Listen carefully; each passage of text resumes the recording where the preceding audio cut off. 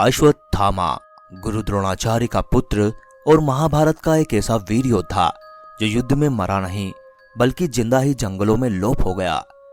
कहा जाता है कि वो आज भी जिंदा है और अपने मुक्ति की तलाश में जंगलों में दर दर भटक रहा है।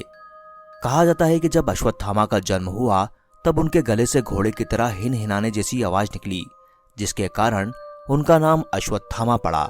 जन्म से ही अश्वत्थामा के माथे पर एक अमूल्य मणि विद्यमान थी जो उन्हें दैत्य और देवता से निर्भीक रखती थी। महाभारत के युद्ध में अश्वत्थामा ने अपने पिता गुरु द्रोणाचार्य की भांति कौरवों को साथ दिया।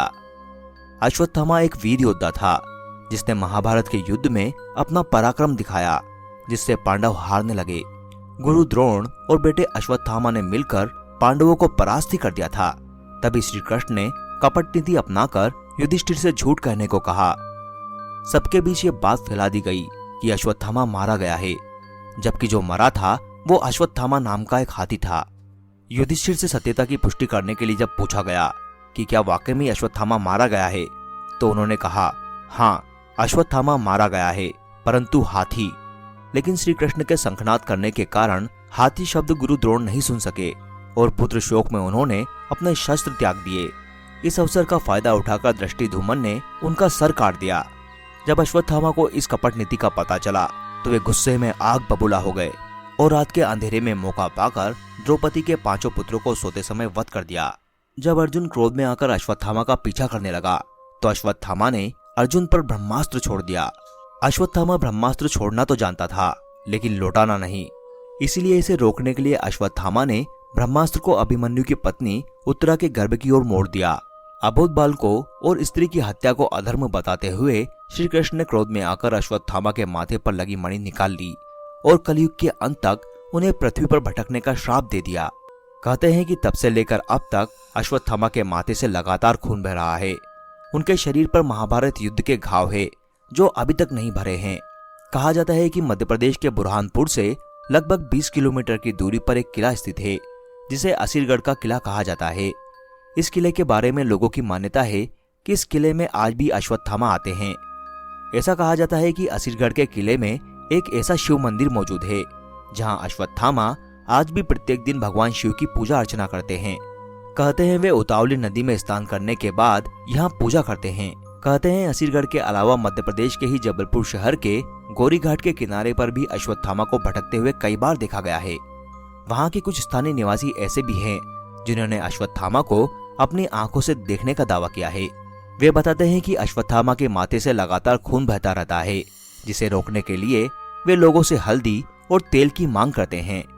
उस गांव के कई बुजुर्गों का मानना है कि जो व्यक्ति एक बार अश्वत्थामा को देख लेता है उसका मानसिक संतुलन बिगड़ जाता है। कहते हैं कि असीरगढ़ के किले में मौजूद शिव मंदिर में रोज सुबह सूर्योदय से पहले अश्वत्थामा आकर भगवान शिव की पूजा करते हैं, लेकिन वे किसी को दिखाई नहीं देते। आश्चर्य की बात तो यह है कि सूर्योदय के बाद जब मंदिर के द्वार खोले जाते हैं तो शिवलिंग पर फूल और जल चढ़ा हुआ मिलता है। लेकिन अगर ये सिर्फ मिथक है तो वो कौन है जो हर सुबह मंदिर का ताला खुलने से पहले ही शिवलिंग की पूजा करके चला जाता है, जबकि सूरज ढलने के बाद असीरगढ़ के इस किले में किसी को भी रुकने नहीं दिया जाता। सब जगह ताले लगा दिए जाते हैं, पूरे किले को बंद कर दिया जाता है। तो फिर वहाँ कोई कैसे आ सकता है? जिन लोगों ने अश्वत्थामा को देखा है उनका कहना है कि अश्वत्थामा किसी आम इंसान की तुलना में काफी बड़े हैं। उनका कद काफी ऊंचा है और शरीर पर गहरे जख्म हैं। वे कोढ़ रोग से ग्रसित है और उनके माथे से लगातार खून बहता रहता है। हालांकि इस बात में कितनी सच्चाई है इसका कोई पुख्ता सबूत नहीं है, लेकिन कई लोगों के साथ ऐसी घटना घटी है जब उन्होंने अश्वत्थामा को स्वयं देखा है। 1 दशक पहले की बात है, एक रेलवे कर्मचारी छुट्टी लेकर अपने गांव जा रहा था। तभी उसे नवसारी गुजरात के जंगलों से गुजरते हुए उसकी मुलाकात एक 12 फीट के आदमी से हुई जिसके सिर में चोट लगी थी। तब उसने अपना नाम अश्वत्थामा बताया था और बातचीत में यह भी बताया था कि भीम उससे ज्यादा लंबा था। 1992 में पृथ्वीराज चौहान मोहम्मद गौरी से युद्ध हार गए थे तो वे जंगलों की ओर निकल पड़े, जहां उनकी मुलाकात एक बेहद वृद्ध व्यक्ति से हुई जिसके सिर पर चोट के निशान थे। पृथ्वीराज चौहान क्योंकि खुद एक बेहतरीन चिकित्सक थे तो उन्होंने व्यक्ति की चोट ठीक करने की बात कही, लेकिन 1 हफ्ते की दवाई के बाद भी चोट में कोई भी फायदा नजर नहीं आया।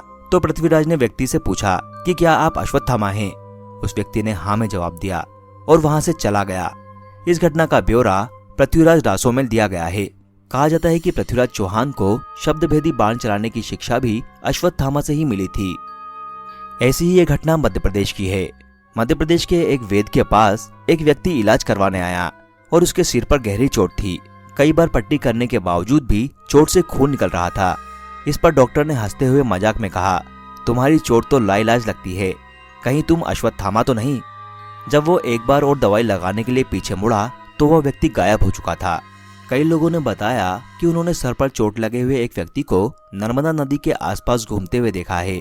उस व्यक्ति का कद बहुत ही ज्यादा था और उसके आसपास मक्खियां भिनभिना रही थी।